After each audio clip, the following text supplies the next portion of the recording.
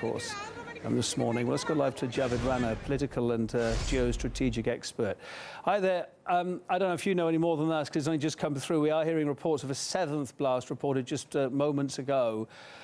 It could be anything, but it could be another attack. Are we expecting more, do you think? Because there was a warning that was spread officially in the country to take care, especially in churches. We'll come to that in more detail in a minute. But do you think this is over, or is it still ongoing, basically? Well, it's hard to say it's over. Anything can happen at any time.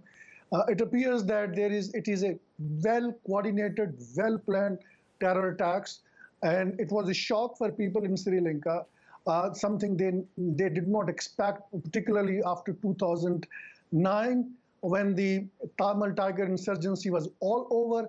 Now, the very pattern of this terrorist attack suggests that this could be possibly the terrorists like IS, the so-called Islamic State, or maybe maybe possibly the Tamil Tigers.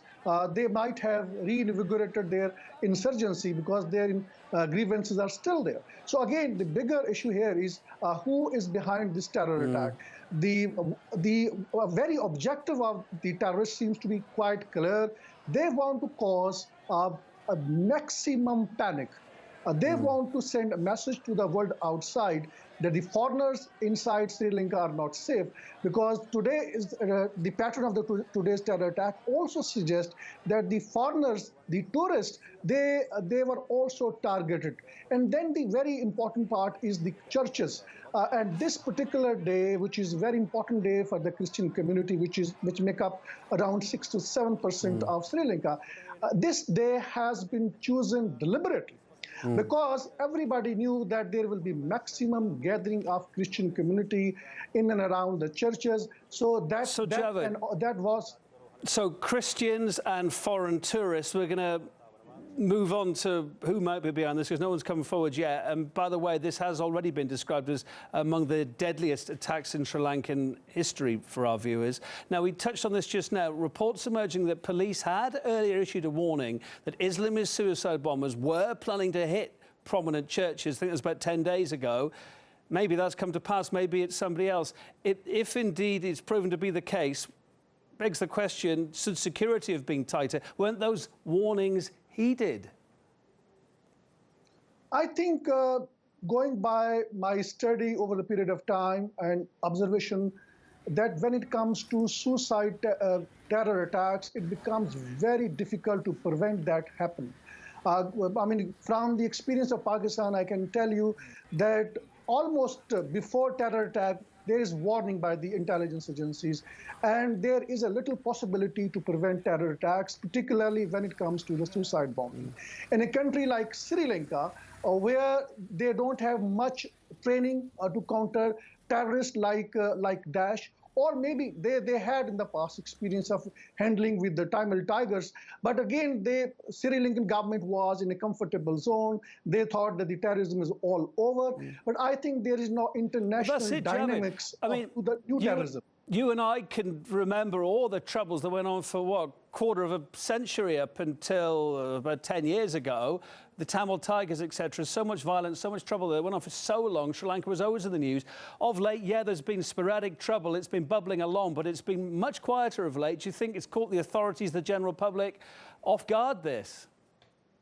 Obviously, off guard, because at this particular point of time, no one in Sri Lanka or elsewhere in the world was expecting. But the fact now that it has happened, it has shocked everybody. Now, and there was already some sort of uncomfortability level between different ethnic groups in Sri Lanka. Now, it depends in what manner the Sri Lankan government is going to react. Will they go for a knee-jerk reaction? Will they go by assumption, or will they go by a thorough investigation? Because in this time and age, there could be the third party, and we absolutely have no idea about, because there's a bigger game plan being played in the South Asia. There is a bigger geostrategic games. So any third country can be fixed. Any particular community can be fixed. Well, no one's come forward. So what do we do if we put the two in together? It's churches and it's high-class hotels where foreigners would come. Who's under suspicion if that's the case? I think my understanding of the situation is there are two elements which are important. Tamil Tigers, that's just one possibility. The other possibility is the Daesh. I think the very purpose is also seems to be actually derail the Sri Lankan economy. That's extremely important. And then Sri Lanka has been very open to the tourists. At least they, for the 37 countries, that they don't have any visa restrictions. That is also part of the problem. So importing or transporting explosion through Adam Gate, which links with India through Jaffna, I think that possibility cannot be ruled out. So I think in a very broader picture, it is still premature to reach to a conclusion. And more importantly, you see, in today's environment, anybody claim for anything. I can tell you that in the world over, particularly in the South Asia, there have been incidents where certain terror group claimed responsibility, but as a matter of fact, they were not involved. They were trying to score. They were trying to create their image that they are the one who can settle score with certain countries. So let's hope how things unfold in coming days and weeks. And even if Daesh claims responsibility, the Sri Lankan government should not go by that claim. They should thoroughly investigate. They should look into the local factors which are extremely important. And I think there is also a resentment. We should not forget about the other element, and that 30 seconds, my friend. While you're on the line, I just wanted to get a handle on. I mean, I've flown over the place where you go to somewhere like the Maldives, whoever on holiday. Never been there myself, but when you look down, you can see it's a beautiful island.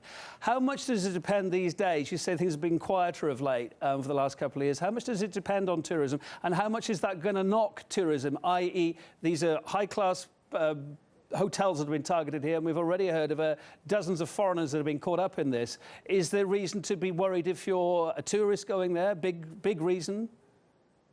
I think it is a worry for the tourists operating there, and it is a big worry for the hotels, and it is a big worry for the Sri Lankan economy, and it's a big worry for the neighboring countries where tourists come in a so big number. But let's see how things unfold, but certainly everything seems to be in jeopardy now. JAVED RANA, thanks for coming on at short notice, political and geostrategic expert, live on RT International with us.